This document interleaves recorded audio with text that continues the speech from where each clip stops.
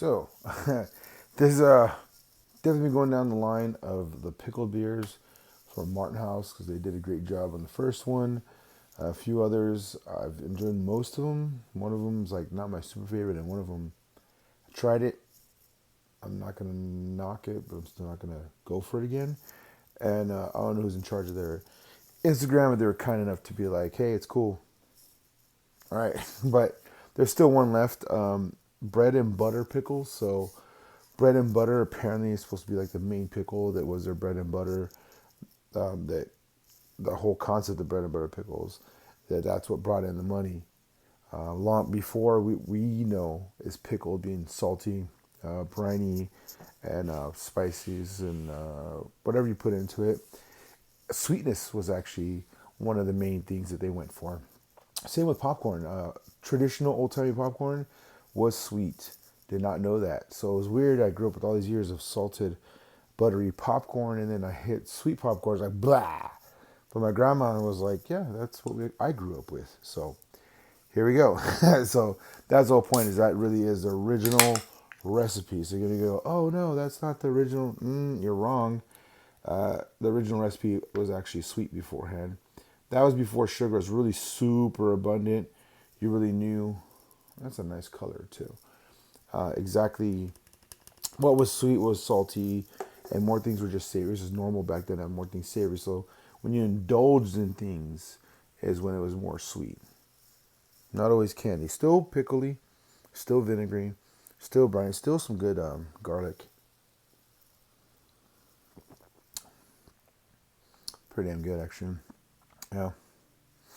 It has a beautiful pickle, briny, garlicky, all the other things that I liked in the first one, but it doesn't go into the salty and stay. It goes into the salty and then it goes into sweet. It's actually pretty damn good. I could definitely do this again. I don't know if you can, but I can. All right, bread and butters pickle beer. It's a solid 2 thumbs up for me. That's the sweetness when it kicks in. So if I'm doing my best to describe it, if you want to try it, people that are into desserts, they're into uh, sweets, it's gonna savory right back up. It's gonna go right back into that vinegar. The saltiness is gonna kick back in. The garlickiness, which I really love. The natural bitterness from the brine and the savory regular brine that we're used to, it kind of lingers a little more. This one, that bitterness kind of fades quicker, and the sweetness kind of takes over, but then it rolls back, and you're in that vinegary, salty, and the garlic is just number one. It's just, yeah, it could be peppercorn, dill. There's a few other things. There's definitely a lot, but I am enjoying this. Yeah, just perfect. Just perfect. Right when the sweetness seems to be too much, kicks right back. So I'm happy. Back on Martin House and enjoying their pickle beers. So far, the raspberry one, which honestly was well made. It was well made. I could taste the whole balance, but my brain is like, my taste buds like,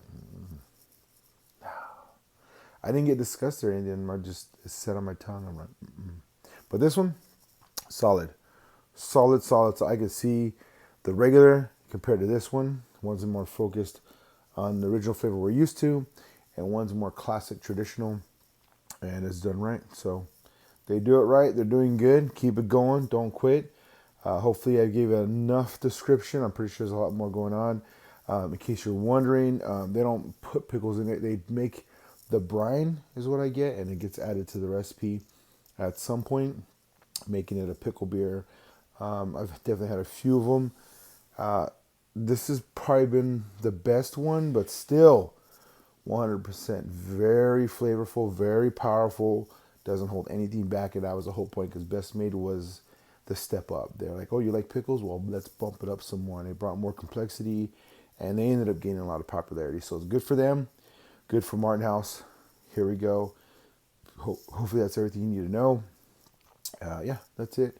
I'm doing my best to describe it. If this is for you, enjoy, indulge, grab it. I show the can so you can know what to look for. They do have a variety 12 pack with, I believe, regular. This one, Chelada and Bloody Mary. Chelada I favored more than Bloody Mary. It's just definitely more of a pickle concept. And Bloody Mary to me is more like Tabasco vodka, tomatoey, and that one had more acidity and garlic going on. Which don't get me wrong, garlic could be good. It just I don't know. It definitely came off different. But in the end, there is fermented Bloody Mary mixes, and I probably need to try those to see how they do. But for now, hopefully I'm not too long, and you're making it all the way to the end, and this helped you decide if you wanted it or not, and we'll move on to the next one. So until later, enjoy.